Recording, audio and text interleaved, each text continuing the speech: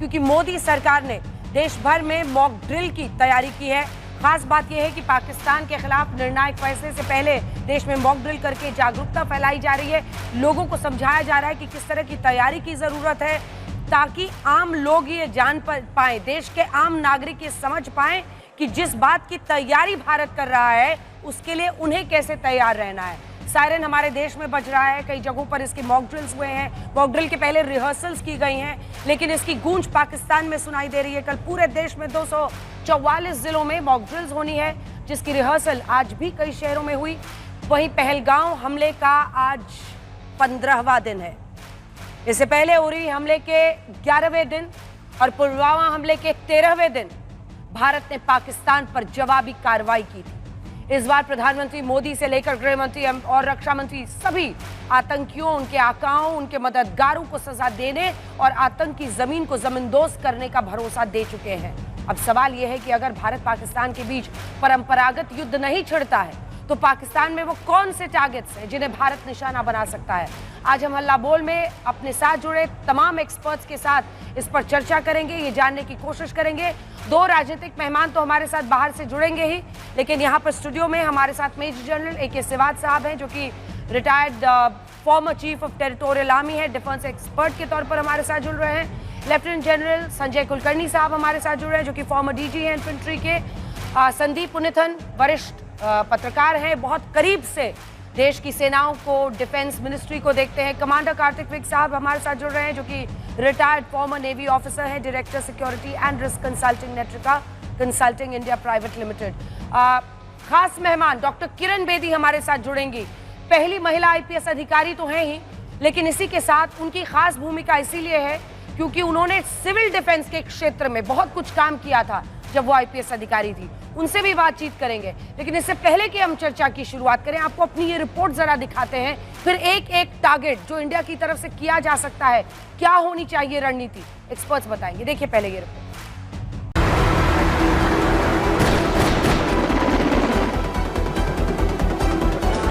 सोचिए, अभी भारत ने सिर्फ मॉक ड्रिल की है तो पाकिस्तान के पसीने छूट रहे हैं। जब हमारी तीनों सेना पाकिस्तान को करारा जवाब देंगी तब उसका क्या हाल होगा। इसीलिए जंग से पहले मॉक ड्रिल के दौरान सायरन भारत में बज रहा है, लेकिन उसकी गूंज कराची, इस्लामाबाद और लाहौर तक सुनाई दे रही है। पाकिस्तान से तनातनी के बीच कल 3 कैटेगरी में 244 जगहों पर सिविल डिफेंस की मॉक ड्रिल होगी, जिसकी तैयारी आज से शुरू हो गई। इस मॉक ड्रिल के दौरान आम लोगों को बताया जा रहा है कि आपातकालीन स्थिति में वो क्या करें। लखनऊ में मॉक ड्रिल हुई तो लोगों को बताया गया कि अगर युद्ध का सायरन बजता है तो वो क्या करें। इस तरीके से अगर कोई एरियल अटैक पाकिस्तान के द्वारा होता है तो कैसे लोगों को बचाया जाएगा, वो तैयारी यहाँ पर की गई है। कैसे बचाया जाएगा, कुछ इस तरह से बेहोशी की हालत में आप इंजर्ड को ले जाएंगे, एक निर्धारित स्थान पर रखेंगे। देखिए कैसे जमीन पर लेटकर लोगों को बताया जा रहा है कि ऐसी हालत में क्या करना होगा। कुछ यही पोजीशन, यही वो मानक हैं जो लेने पड़ेंगे और फिर खुद को वो बचा पाएंगे, यानी कि एरियल स्ट्राइक अगर सामने से हो। भी देखिए सायरन की आवाज के क्या संकेत होंगे, ये भी बताया जा रहा है कि किस तरीके के सायरन जो हैं वो यहाँ पर इस वक्त इस तरह के सायरन्स, किस तरह से आप लोग सायरन से अलर्ट कर रहे हैं? अलर्ट कर रहे हैं। एक मॉक ड्रिल हो रही है कि हवाई हमला होगा तो क्या करना है, फिर बचाव के समय किस तरह का बजेगा तो उस पर क्या करना।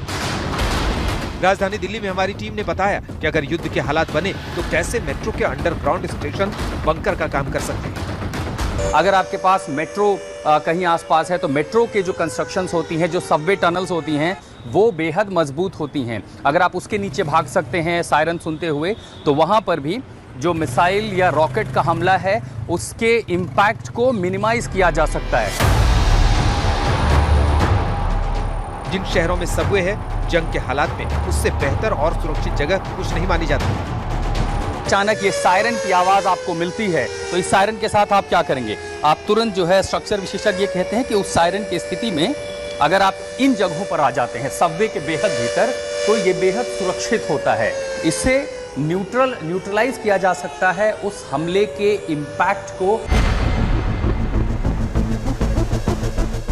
मुंबई के एक स्कूल में भी इसी तरह की मॉक ड्रिल की गई। सायरन बजा और निर्देशों के मुताबिक ही लोगों ने सुरक्षा तैयारी पर अमल करना शुरू कर दिया। यहाँ पर एक सायरन तकरीबन 9 बजे के आसपास सिविल डिफेंस वालों ने बजाया था।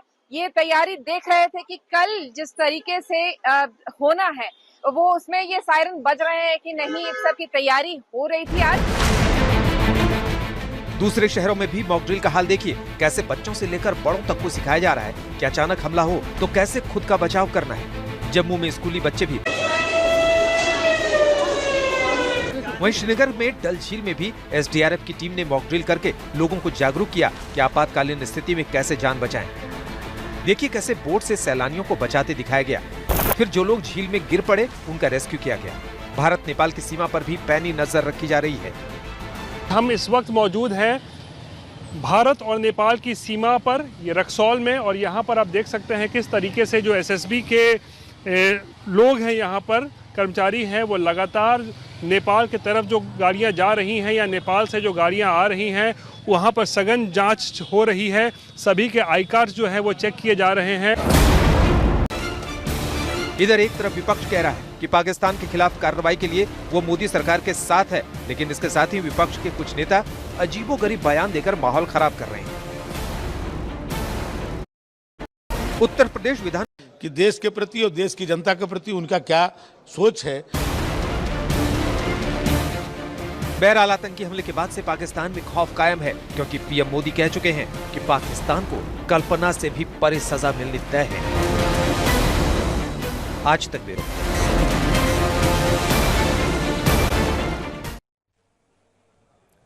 सभी खास मेहमान हमारे साथ जुड़ गए हैं। अजय आलोक बीजेपी का पक्ष रखेंगे, हमारे साथ अभय दुबे कांग्रेस पार्टी का पक्ष रखेंगे। लेकिन बेहद खास मेहमान किरण बेदी जी इस वक्त हमारे साथ जुड़ रही हैं, जो कि पहली महिला आईपीएस अधिकारी थी, former DG civil defence and home guards रह चुकी हैं। किरण जी, कल देश के 244 जिलों में अलग अलग जगहों पर सिविल डिफेंस के लिए ये मॉक ड्रिल्स के लिए तैयारी की गई है। आज कई जगह पर रिहर्सल्स भी हो गए हैं। आपने इस क्षेत्र में बहुत काम किया था और आपने खुद ही बताया कि ऐसे 10,000 से ज्यादा लोगों को आपने ट्रेन किया सिविल डिफेंस के लिए। 71 की जंग के बाद अगर इस तरह का मॉक ड्रिल हम अब कर रहे हैं, इससे संकेत क्या मिलते हैं? मैं इसके साथ शुरुआत करना चाहती हूँ। ये क्यों हो रहा है? ये तैयारी हो रही है, प्रिवेंशन होती है। ये सरकार का और समाज का फर्ज बनता है, देश का फर्ज बनता है, जो कि हम कर रहे हैं। ये हम अपनी ड्यूटी निभा रहे हैं और ये जिम्मेवारी है कि लोगों को तैयार करना। जैसे हमारी एयर नेवल और ग्राउंड फोर्सेस अपने रिहर्सल कर रहे हैं और तैयार कर रहे हैं अपने बॉर्डर्स को डिफेंड करने के लिए। अंदर के बॉर्डर्स, अंदर के समाज को भी सुरक्षित रखना ये हमारा कर्तव्य है। और अब नागरिकता की बात है, इसलिए मैं समझती हूँ एक नागरिकता का सबक सिखाया जा रहा है और किसी चीज के लिए तैयार होना जरूरी है। और फिर अगर आप तैयार नहीं करेंगे तो आप सरकार को दोष देंगे कि हमको बताया नहीं, अलर्ट नहीं किया, सिखाया नहीं, तो आप कोई नहीं शिकायत कर सकता। अब आपकी जिम्मेवारी है, आप रिहर्सल करो, सीखो और सिखाओ। सो एक दूसरे, अपने आप को भी प्रोटेक्ट करो और अपने साथियों को भी प्रोटेक्ट करो। अब एक नागरिकता का ये सबक है कि हम इस वक्त वल्नरेबल हैं, हमारे सामने दुश्मन है, दुश्मन की हरकतें रोज सामने आ रही हैं। तो अब आप वैसे नहीं रह सकते, आपको चौकन्ना रहना है, सो विजिबल रहना, अलर्ट रहना है और अपने समझदार रहना है। तो और साथ में अपनी मदर, अपने राष्ट्र की रक्षा करनी। अरे ये सबक है। अच्छा, जैसे ही मॉक ड्रिल की खबर आई किरण जी, सबसे पहला सवाल मतलब हर जगह जहां हम जा रहे हैं वो यही है, युद्ध होने वाला है। इस पर आप क्या बताएंगे? युद्ध हो सकता है, होने वाला नहीं है, हो सकता है। और अगर हो गया तो, और अगर नहीं हुआ तो ये ट्रेनिंग को नुकसानदायक थोड़ी है। ये तो आपको नागरिकता सिखा रही है, एक सेंस ऑफ रिस्पॉन्सिबिलिटी सिखा रही है, एक अच्छा साथी, एक अच्छा पड़ोसी बनने की सिखा रही है। सो मैं समझती हूँ इस देश की इंटरनल सिक्योरिटी की क्वालिटी को इंप्रूव कर रही है। और जब देश में आधी लोग युवा है, हर व्यक्ति को सिविल डिफेंस, हर यूथ को एक सिविल डिफेंस का वॉलंटियर बनना चाहिए इस देश में, हर यूथ को, और सर्टनली बॉर्डर लाइंस को। लेकिन इस युद्ध में कोई बॉर्डर नहीं है, क्योंकि missiles are crossing the borders, nuclear wars is covering the entire sky. तो ये लिमिटेड नहीं है, ये कोई लिमिटेड नहीं है वॉरफेयर कि सिर्फ बॉर्डर तक ही रहेगा।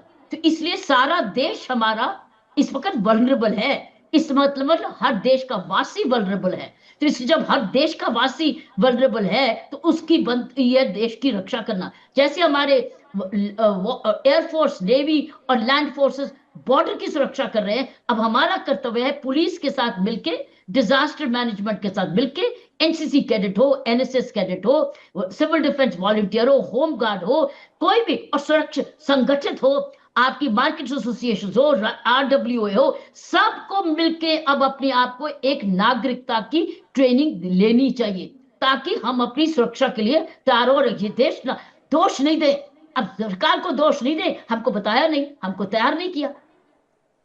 अच्छा, 2005 में आपने इस क्षेत्र में बतौर सिविल डिफेंस और होमगार्ड्स की, जब आप डीजी थी, आपने काम किया था।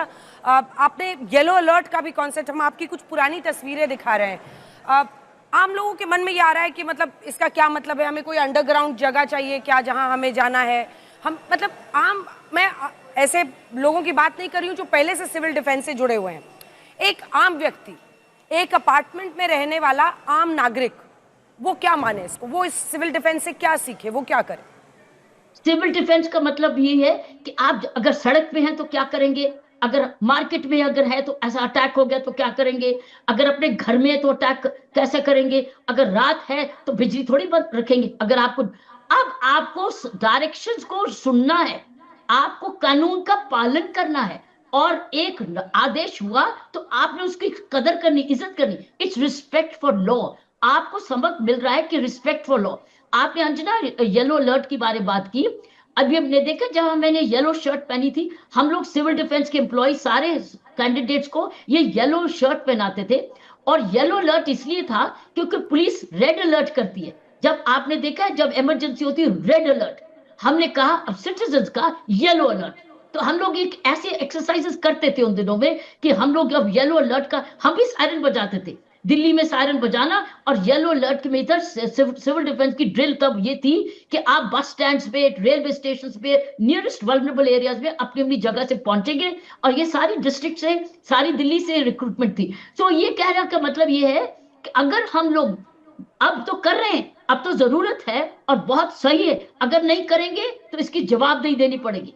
तो सिटीजन्स को चौकन्ना करना, उठाना, जगवाना, ये हमारा सरकार का कर्तव्य है। अब जागे रहना और समझना, जाग के हमारा कर्तव्य क्या है एक दूसरे की तरफ, ये हमारा कर्तव्य है। अब हमने ये नहीं करा, तुम्हारा कर्तव्य। सरकार अपना कर्तव्य निभा रही है, हम अपना कर्तव्य निभाएं ताकि दुश्मन को पता चले कि हर भारतवासी एकजुट है और एकजुट एक दूसरे की सहायता करेगा। अब सवाल ये उठता है सिमुलेशन का। अब सिमुलेट करेंगे, ये अटैक हुआ तो कैसे करेंगे, इधर से घर में ये हुआ तो ये। अब आ रही है अलर्टनेस की, उसके बाद सिमुलेशन की। ये तो अलर्टनेस जो ट्रेनिंग हमको जारी रखनी पड़ेगी थ्रू सिमुलेशन। लाइक वो जो डिजास्टर मैनेजमेंट करते रहते, ये डिजास्टर मैनेजमेंट ही है।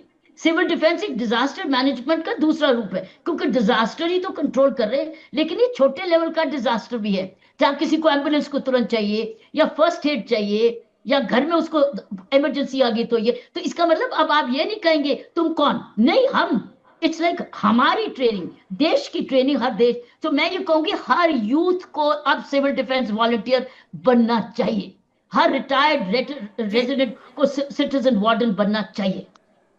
मेरे आखिरी के दो छोटे छोटे सवाल हैं, छोटा सा जवाब, क्योंकि 72 में आप आईपीएस बनी थी, 71 की जंग हुई थी, आप उस वक्त मुझे लगता है यूपीएससी की तैयारी कर रही होंगी। उस जंग के बारे में कुछ आपको याद है, और क्या इस वजह से सिविल डिफेंस को लेकर आपने कदम उठाए? छोटा सा जवाब इस पर।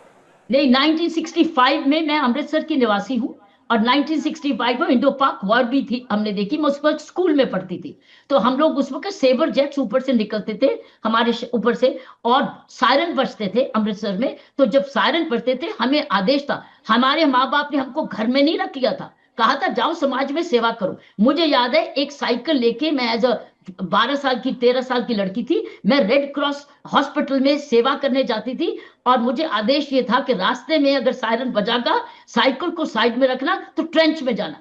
तो हमारे वहां खुद ही हुई ट्रेंचेस थी, तो हम लोग, मैं ट्रेंच में खुद कूदती थी और ट्रेंच में रहती थी जब तक साइबर जेट नहीं जाता था और सायरन बंद नहीं होता था। ये हमको सिखाया गया था उस वक्त कि 1965 वॉर में आपने और हम लोग तो नीचे से बैठ के देखते थे, सेबर जेट निकल गया और चला गया और सायरन खत्म हो गया, हम डरते नहीं थे। हम डर नहीं रहे थे, हम लोग सेवा भाव में रखे हुए थे। तो ये जो सेवा भाव की है, ये कई बार ऐसी चुनौतियां देश को एकजुट करती है। मैं समझती हूँ आज एकजुट कर रहा है हमारे देश को, और हमको इस वक्त इस मौके का फायदा पूरा उठाना चाहिए। ये काम ये एक्चुअली सरकार उतरे या ना उतरे, वॉर हो या ना हो, हमको तैयार रहना है। और तैयारी जो है वॉर को बचाएगी और इस डिजास्टर्स को हमसे दूर रखेगी। ठीक है, एक आखिरी सवाल आपसे, क्योंकि इस सिविल डिफेंस वाले मॉक ड्रिल में बहुत सारी 5-6 बड़ी बातें बताई गई हैं कि कैसे जो एयर रेड सायरन्स हैं उसके लिए रिहर्सल्स होने हैं, मॉक ड्रिल्स होना है, हमें जो हमारे मेजर सेंसिटिव इंस्टॉलेशंस हैं उसको कैमोफ्लैज कैसे करें, यानी वो दिखे नहीं, उसको प्राकृतिक उसमें ही मर्ज करा सकें, इसी के साथ कैसे कहाँ छिपना है, कैसे क्या करना है, इन सब पर अगर 2-2 लाइन में आप समझा सकें कि ये जो बड़े बड़े कदम इस मॉक ड्रिल में उठाए रहे हैं, टू व्हाट एंड, उसका लक्ष्य क्या है, उससे क्या ब्लैकआउट अगर अनाउंस हुआ, अगर ब्लैकआउट हुआ तो कि एक कैंडल भी नहीं करे, क्योंकि आप एक लाइट भी नीचे से देंगे तो उसके लिए आइडेंटिफाई हो जाता है कि ये रेजिडेंशियल एरिया या कोई है। तो इसीलिए बेस्ट है, अगर इस वक्त मैसेज ये आदेश का आदेश को क्वेश्चन नहीं करना। अगर सरकार का आदेश आ रहा है तो हमारे हित में है, उसको ब्लाइंडली फॉलो करना है, उसको रिस्पेक्ट करना है। सेकेंडली, कोई इंपॉर्टेंट इंस्टॉलेशन है, उनको कामोफ्लेज कैसे करना है, उसके ऊपर पत्ते, हरियाली, नेचर डालना, जाली डालनी, ताकि वो हमारे वाइटल इंस्टॉलेशन, मेरा कहना वो हमारे वाइटल इंस्टॉलेशंस के जो ऑफिसर्स हैं वो करेंगे। लेकिन हम बेसिकली सड़क, अगर स्कूल में है, जो भी आदेश मिलता है, हमारा डॉक्टर कहाँ है, हमारी एम्बुलेंस कहाँ है, हमारा नियरेस्ट हॉस्पिटल कहाँ है, हम फायर फाइटिंग में करेंगे तो हमारे पास फायर फाइटिंग की इंस्ट्रूमेंट्स कहाँ है, ये छोटी छोटी चीजें जो हमारे बस में है, क्योंकि अदरवाइज फायर सर्विसेज और सारी पुलिस सर्विसेज तो हैं, लेकिन हमारा एक तो हमने घबराना नहीं, हमने एक दूसरे की मदद करनी, सिर्फ अपना नहीं सोचना, साथी का सोचना है, क्योंकि इस वक्त देश के सुरक्षा का सवाल है। हमारा देश जीवित, देश सुरक्षित तो हम जीवित, और हम सब, अगर हमारा देश जीवित नहीं, हमारा देश सुरक्षित नहीं, तो हम सुरक्षित कैसे, हमारे पास तो हम तो वल्नरेबल हो गए। तो इस वक्त अब एक नई अप्रोच, एक ऐसी भावना, देशभक्ति की भावना से अब हम आगे से हमने इसको चलना है। इसलिए गलत डिस्ट्रैक्शंस पे नहीं जाना, गुमराह नहीं होना, र्यूमर्स पे नहीं करना, दूसरों की स्टेटमेंट्स पर नहीं जाना। इस वक्त अपनी आप सोचनी है कि मैं देशभक्ति में हूं और मैं देशभक्त हूं। ये हुआ था 65 वॉर्स में, ऐसे वॉर्स में हुआ था तो ही हम जीते थे, कारगिल इसलिए हम जीते थे। मुझे याद है कि चाइनीज वॉर में भी हमारे माँ बाप ने कैसे सोना दान किया था, जाके वहां पर प्लेटफॉर्म्स पे चादर बिछी थी, हमारे बड़ों ने जाके अपने जेवर डोनेट किए थे वहां कि हमारे लड़ाई करो। इमेजिन, ये भावना भारतीय है, ये वापस जगाने की जरूरत है। किरण बेदी जी, बहुत बहुत धन्यवाद आपका आज तक पर हमारे साथ आने के लिए, और ये तमाम जानकारियां जो आपने दी है। बहुत सारे हमारे दर्शकों के मन में सवाल है, बहुत सारे जवाब मिले होंगे, और इसी के साथ एकजुटता और देश के लिए अगर हमारा सैनिक तैयार हो रहा है, उसके परिवार तैयार हो रहे हैं, तो वैसे ही हम हर नागरिक को तैयार होना है। इस दिशा में आपने तमाम बातें कही, आपका बहुत बहुत धन्यवाद किरण बेदी जी हमारे साथ जुड़ने के लिए। अब हम रुख करेंगे अपने तमाम अन्य मेहमानों का जो हमारे साथ स्टूडियो में मौजूद है, लेकिन जितने भी लोग हैं, आज हमने 4-5 जो बड़े कदम भारत उठा सकता है, जनरल सिवाच, जनरल कुलकर्णी, संदीप और सर आप, मतलब हमने वो कुछ पॉइंटर्स बनाए हैं, क्या कर सकता है भारत। तो 5 ऐसी परिस्थितियां, सिचुएशंस या फिर हमारा एंड पॉइंट, हमारा लक्ष्य मैं बताऊंगी जो देशवासियों के मन में है। सबसे पहले जो पहला है, इसमें बहुत सारी चीजें हैं, 5 हैं, इंतजार कीजिए, एक एक करके आएगा। सबसे पहले मोस्ट वांटेड आतंकी हाफिज सईद। देखिए, हम बार बार कहते हैं ना जनरल सिवाच, हम बार बार ये बात कहते हैं ना कि हमें तो भाई हर हाल में हमें इस बार जड़ के लिए जाना है। बिल्कुल, हम बस लॉन्च पैड्स पे हमला, यहाँ हमला, वहाँ हमला नहीं, हमें उस तक पहुँचना है जो ये सब कुछ चला रहा है, कर रहा है। तो अगर ये जो मोस्ट वांटेड आतंकी है, ये देखिए मैंने उसका नाम भी अंडरलाइन कर दिया, इसको ये करना है। और हाल में ऐसा पता चला, पहले भी पता चला, आज तक भी पहुंचा कि लाहौर में ये एक रिहायशी इलाके में रह रहा है। ऐसे में हम क्या कर सकते हैं और क्या ये डूएबल है, यानी क्या ये करने लायक है। मोस्ट वांटेड आतंकी आधिकारिक तौर पर 46 साल की जेल से में ये सजा काट रहा है, लेकिन सार्वजनिक मंचों पर आता है, इसकी एक पॉलिटिकल पार्टी भी है। आजकल रोज रात में वो रैलियां निकाल रहे हैं जिसमें वो बड़े बड़े डीजे और स्पीकर्स पर इसी हाफिज सईद के पुराने भाषण चलाते हैं, जिसमें वो कह रहा है कि अगर पानी रोका तो खून बहेगा दरिया में। तो इसको टारगेट करना क्या पॉसिबल है? बिल्कुल है। देखो ये सच्चाई है अंजना, आपने ये बोला, ये जो हाफिज सईद हमारे लिए टारगेट नंबर 1 है, क्योंकि 2-3 बातें हैं। एक तो ये ठीक कहा आपने, लश्कर तोबा का चीफ है, उसके बाद जमात उल दावा जिसको ये चैरिटेबल ऑर्गेनाइजेशन बोलते हैं, वो ड्रग्स का काम करती है, वो पैसा कमाती है ISI के लिए। फिर इसने 2 जो हैं पॉलिटिकल पार्टी भी ज्वाइन की है, मिल्ली मुस्लिम लीग और अल्लाह अकबर तारीख। इतने इलेक्शन भी लड़े हैं, मगर ये सच्चाई है कि अवाम पाकिस्तान का अच्छा था, इसको कोई सीट नहीं मिली। अब ये जो आपको पता है तो है का, इसका कोई शक नहीं। भारत को इसका 6 फिगर ग्रेड रेफरेंस भी मालूम है कि ये लाहौर के अंदर पाकिस्तान की आर्मी ने इसको कहाँ छुपाया हुआ है। जब आप उनको लगता है कि अब कुछ ना कुछ होने वाला है, इसकी जो जगह है बार बार बदली जा रही है। इसको 4 टियर की डिफेंस दे रखी है, इसके अंदर रेंजर भी लगे हुए हैं, पुराने SSG कमांडो भी हैं, इसकी पर्सनल सिक्योरिटी भी है और पुलिस भी है। तो ये समझना है कि ये टारगेट हमारे लिए बहुत इंपॉर्टेंट है, मगर इसकी प्रोटेक्शन भी है। देखो एक कहीं ना कहीं हमने पहले बोला था, hire a terrorist to kill a terrorist, ये भी हुआ है। 25-26 जो आतंकवादी मारे गए हैं, कैसे मारे गए हैं ये हम नहीं कह सकते, मगर मारे। अब मैं यही कहूंगा, इसको कैसे टारगेट कर सकते हो? देखो 4-5 चीजें हैं। एक तो ये है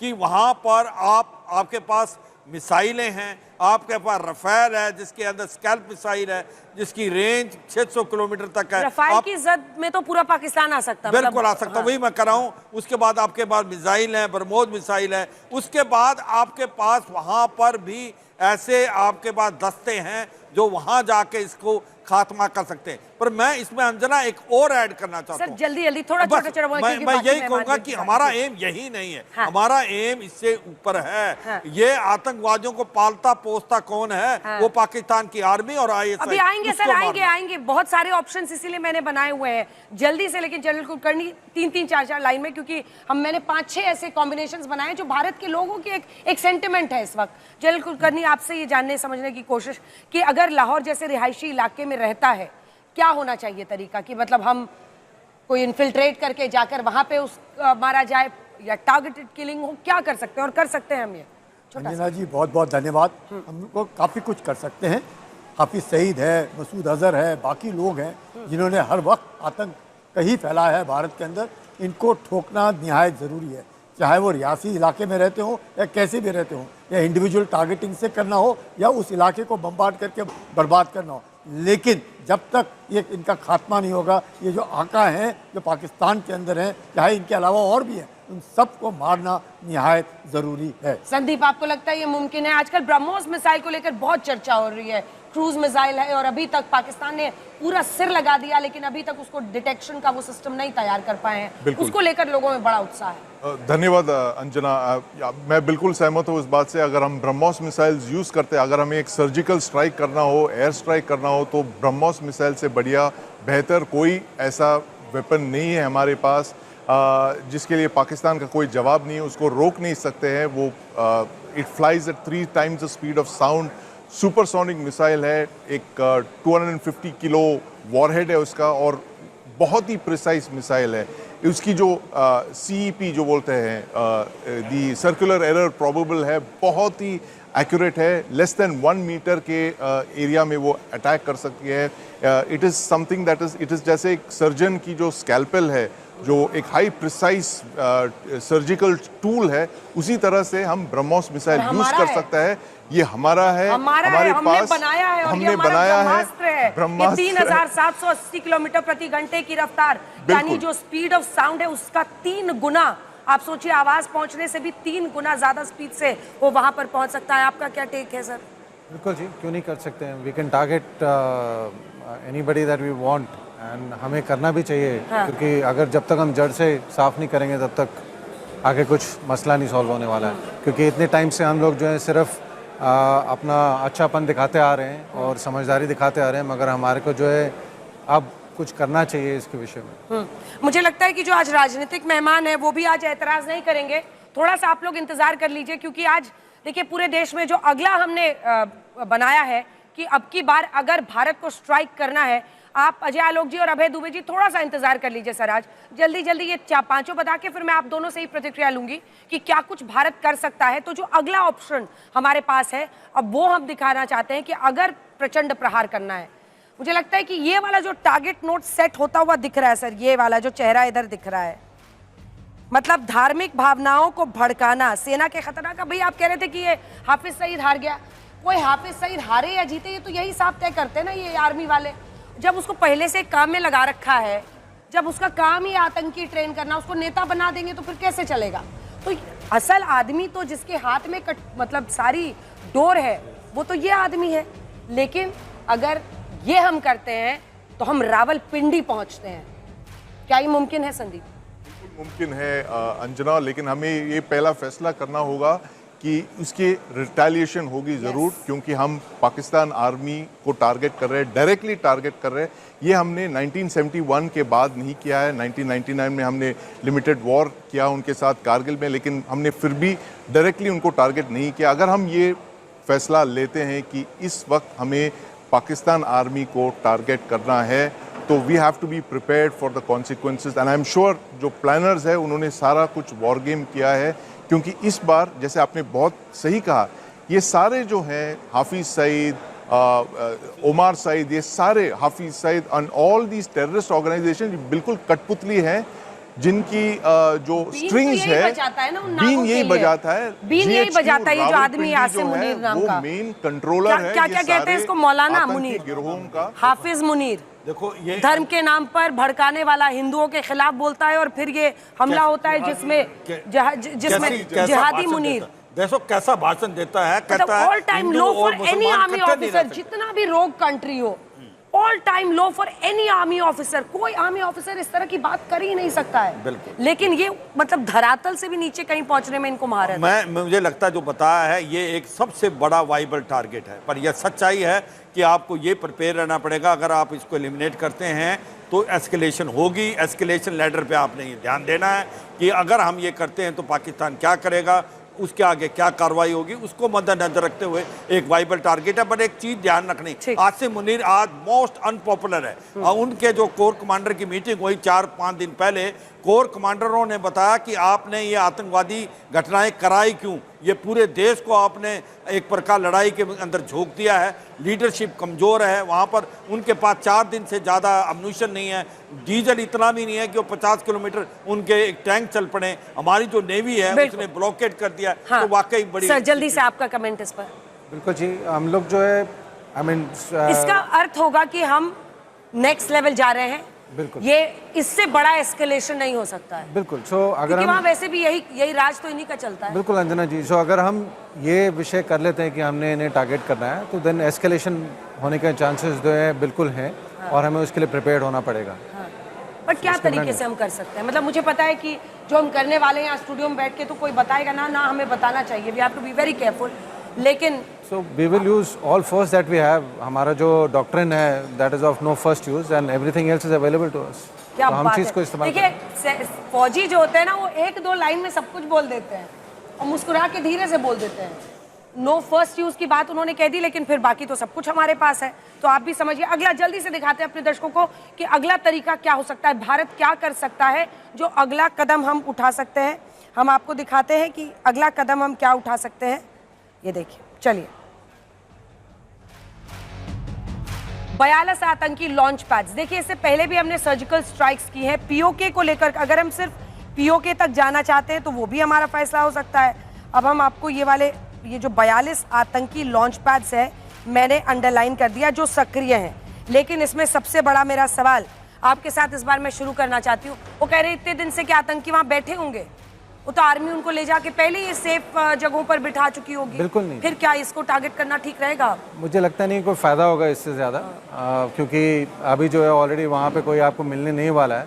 हमारे टारगेट जो है कुछ और होने चाहिए। मैक्सिमम हम जो है अगर वो इस्टेब्लिशमेंट वहाँ पे खड़ी हुई है कोई इमारत वगैरह तो उसको आप तोड़ पाएंगे, बट उससे ज़्यादा कुछ नहीं होगा। तो फिर तो कोलैटरल डैमेज हो गया। क्या हुआ सेवाज साहब, अगर हम पीओके में थोड़ी तबाही मचा भी देते हैं, जरा पीओके में अंडरलाइन कर रही हूं। पीओके में 42 हैं ये 10 है नॉर्थ ऑफ पीर पंजाल और 32 है साउथ ऑफ पीर पंजाल, क्योंकि इनको वार्निंग पीरियड काफ़ी मिल चुका है। अभी मुझे नहीं लगता उसके अंदर कोई आतंकवादी होगा। यही नहीं, ये जो 2 हेडक्वार्टर हैं जो कि जैसे मोहम्मद और लश्कर तोबा के मुदीर का और जो बावलपुर में बोल रहे हैं, उसमें भी मुझे लगता है खाली होंगे। अभी उनको पता है ये बहुत वाइबल टारगेट है, तो ये हमें सोच समझ के करना है। बिल्कुल, मुझे भी ऐसे लगता है अंजना, ये जो सारे जो लॉन्च पैड्स है, हमें लगता है कि ये पूरा मतलब एक बिल्डिंग है, ऑल ऑफ दीज इंस्टॉलेशंस है, लेकिन ये सारे जो है टेम्पररी स्ट्रक्चर्स हैं। They are kept there, they launch the terrorist and then they निकल जाते हैं। It's virtually like a caravan kind of thing. और ये राउंड द ईयर इनहैबिटेड नहीं होते हैं। एज एंड व्हेन उनको लॉन्च करना होता है, they bring terrorist over there. And I am completely agreeing with our panelist कि मुझे लगता है वो सारे जो कैंप्स है वो खाली कर दिए गए हैं, क्योंकि वो इंडिया को टारगेट नहीं देना चाहते। They do not want to provide us with कुछ फायदा होगा इससे, कुछ फायदा होगा ये पीओके तक अगर पहुंचे लॉन्च पैड। ये 42 आतंकी लॉन्च पैड से निगरानी में रहेंगे। खाली हैं तो टारगेट नहीं किया जाएगा। अगर खाली नहीं है और किसी एक में कोई बैठा है और उसको आप नॉकआउट कर सकते हैं, तो आप समझ सकते हैं आप क्या मैसेजिंग दे रहे हैं कि हमें मालूम है आपकी हर चाल और कहाँ पे आप जा रहे हैं। तो जनरली स्पीकिंग ये 42 खाली होने चाहिए। यदि नहीं है और हम सब 42 पे निगरानी रखते हैं, तो ज़रूर जिस कैंप में देखा जाता है उसको ठोक देना चाहिए। ठीक है, चलिए अगला ऑप्शन जो हमारे पास है वो दिखा देते हैं कि अगला ऑप्शन हम क्या कर सकते हैं जो बड़ा कदम उठा रहे हैं। अगर हम भारत का अभिन्न हिस्सा पीओके को वापस हासिल करना चाहते हैं, अगर भारत, और ये तो भारत की संसद में पास किया हुआ रेजोल्यूशन है कि पीओके अभिन्न हिस्सा है, इसको इसी बहाने अगर हम मौके का फायदा उठाकर ये पूरा जो पीओके है उसको अपनी तरफ लाने की कोशिश करें संजय कुलकर्णी साहब, तो क्या जनरली अच्छा फैसला होगा? देखिएगा, पीओके हर हमेशा हम कहते आए हैं। मैं आपसे एक सवाल पूछ रही हूँ, प्रोज एंड कॉन्स क्या है कि देखिए अभी हम कश्मीर को भी संभाल रहे हैं और वहां पर भी देखिए बहुत सारे लोग हैं, गिलगित बाल्टिस्तान, बहुत तमाम ऐसे इलाके हैं, उधर आगे भी बढ़िया पाकिस्तान में भी बहुत लोग खिलाफ है। पंजाब और पंजाब में बैठे इन आकाओं से, ये आर्मी वालों से, ये नेताओं से सब बहुत नाराज हैं। लेकिन अब ऐसे भी लोग हैं वहां पर जो आतंक को सपोर्ट करते हैं, तो क्या हम अपने जो चैलेंजेस हैं, चुनौती है, उनके एरिया को भी बढ़ाना चाहेंगे? ये एस्केलेशन लैडर में देखना पड़ेगा कब क्या है। पीओके के अंदर चीन भी आज मौजूद है, जो चाइना पाकिस्तान इकोनॉमिक कॉरिडोर बना रहे हैं, चीन भी उधर मौजूद है। तो हमको ये सब जो फैक्टर्स हैं उनको लेते हुए देखना पड़ेगा। यदि एस्केलेशन लैडर में हमारे को इजी और आसान हो रहा है और पीओके के चंद एक इलाके भी मिलते हैं, क्यों नहीं? 71 की लड़ाई में हमने तुर्तुक लिया, वो पीओके का ही भाग था, बाल्टिस्तान का ही भाग था, जो हमने 71 में लिया। हो सकता है इस बार हम स्कार्दू उसके भी आगे निकल जाए, तो क्यों नहीं? बिल्कुल हो सकता है, ये हम टेरिटरी कैप्चर कर सकते हैं। ठीक उसी तरह जैसे कारगिल में जनरल मुशर्रफ ने कारगिल के जो हाइट्स हैं उन्होंने कैप्चर करने की कोशिश की और हमने उनको खदेड़ दिया वहां से। तो बिल्कुल ऐसा हम कर सकते हैं, हम टेरिटरी कैप्चर कर सकते हैं। जनरल वीपी मलिक को परसों इंटरव्यू कर रही थी, उन्होंने बताया कि ऑपरेशन विजय में जो उनके लीडरशिप में ये पूरा हुआ, उन्होंने कहा, उसके अनुभव से मैं बता रहा हूँ कि आज भी अगर फुल फ्लेजेड वॉर की भी स्थिति आती है, 10 दिन भी नहीं टिक पाएगा पाकिस्तान हमारे सामने। इस ऑप्शन पर से दो लाइन जल्दी से, 2 ऑप्शन मेरे बचे हुए हैं। मैं ये बिल्कुल बताना चाहता हूँ कि पाकिस्तान जो पीओके भारत में आना चाहिए, मगर अभी ये सोचना पड़ेगा कि अगर हम करेंगे तो बहुत फुल फ्लैज अटैक होगा। आप छोटा टारगेट लें, हाजी पीर जो हमने 1965 में जीत लिया था और जो हमने वापस देना पड़ा।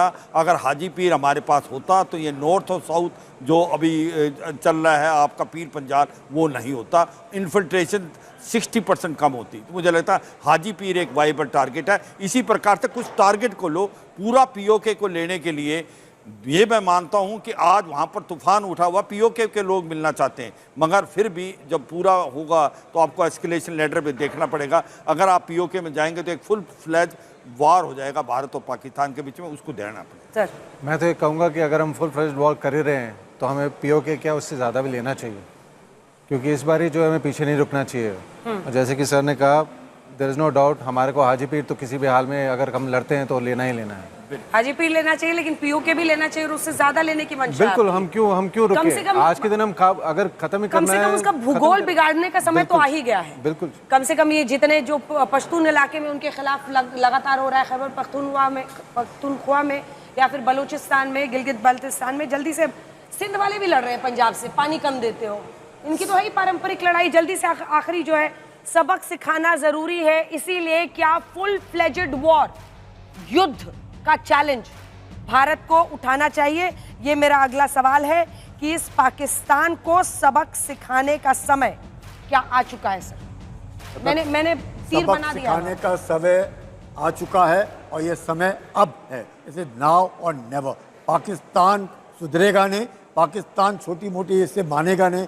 पाकिस्तान के जो सोर्स ऑफ टेरर है वो है पाकिस्तान की फ़ौज, और उस पाकिस्तान की फ़ौज को बर्बाद करना निहायत ज़रूरी है। कैसे करेंगे, कब करेंगे, किस तरीके से करेंगे, वो हम नहीं बात कर सकते, लेकिन ये ज़रूरी है जब तक हम पाकिस्तान की फ़ौज को बर्बाद नहीं करेंगे हम लोगों को यह आतंक झेलना पड़ेगा। अगर हम आतंक झेल सकते हैं तो इसकी बात अलग है, अगर हमने लड़ाई ली है तो मकसद ही है इसका खात्मा करना, इसका नामो निशान मिटाना। जब तक हम उसको डेटर नहीं करेंगे, दोबारा ये कम से कम 50 साल के लिए पाकिस्तान में लायक नहीं छोड़ना है कि वो फिर से सिर उठा पाए। जल्दी से आपके पास आते हुए, अगर ये सबक हमें सिखाना है, फुल फ्लेजेड वॉर है, तो फिर ये किस तरह की तैयारी है? मैं बार बार सबक पर इसलिए जा रही हूँ क्योंकि यही समय है, सही समय है। क्या ये कहना सही है? मतलब इकोनॉमिकली अगर आप देखिए तो बुरी स्थिति है, अगर आप देखिए आर्थिक रूप से, अगर आप देखिए तो अंदरूनी जो उनके गृह युद्ध की नौबत है कई इलाकों में।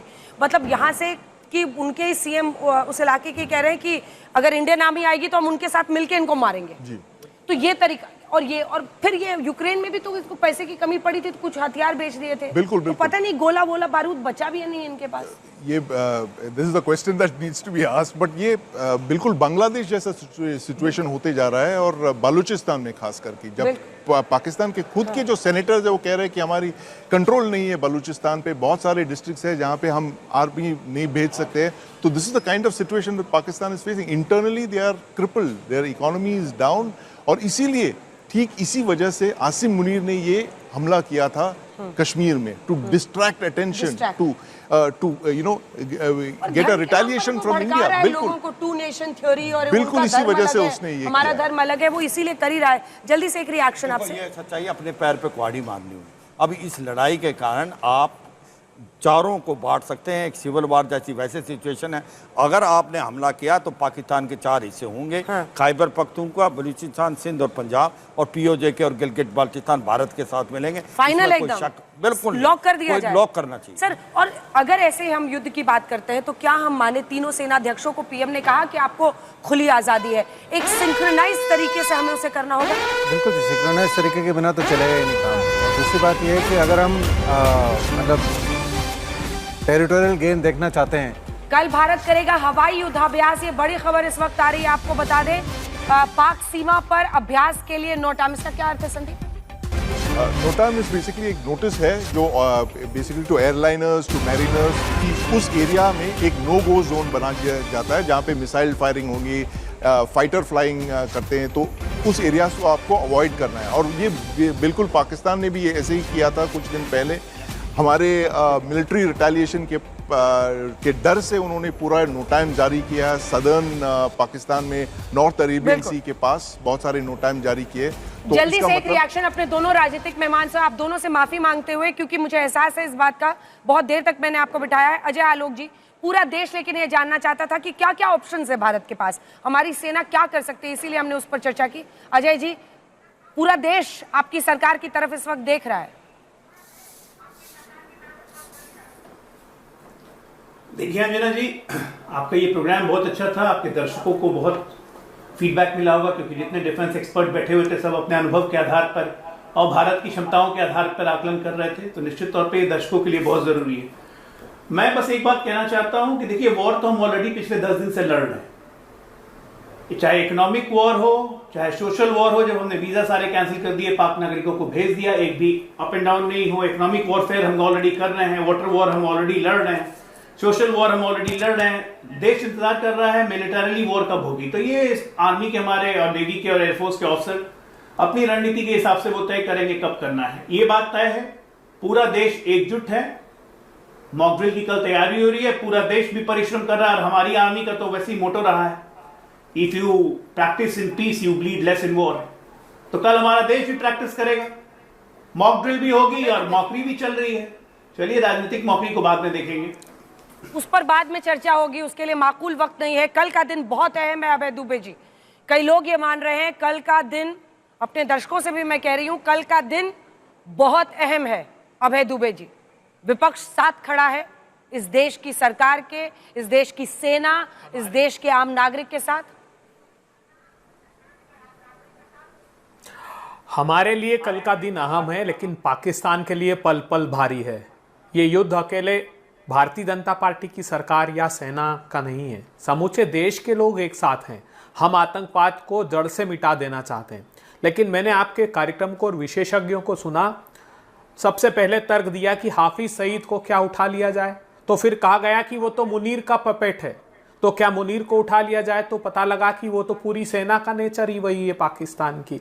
फिर पीओके की बात आई तो किसी ने कहा कि वहाँ चाइना इकोनॉमिक कॉरिडोर बना रहा है, और ये बात सही है। जितने आतंकवादियों के पास वेपन्स मिल रहे हैं, कम्युनिकेशन डिवाइसेस मिल रहे हैं, वो जो पीओके में इकोनॉमिक कॉरिडोर पर चीन की सेना। बिल्कुल, और इसीलिए अभय जी वक्त है जब हमें बहुत बड़ा कदम भारत की तरफ से उठाना है, और उसी दिशा में ये देश जाता हुआ दिखाई दे रहा है। सभी एक्सपर्ट्स का मेरे साथ जुड़ने के लिए, चर्चा करने के लिए बहुत बहुत धन्यवाद। लेकिन अपने दर्शकों को फिर से बताते हुए, कल का दिन बहुत बड़ा है। आज तक की नजर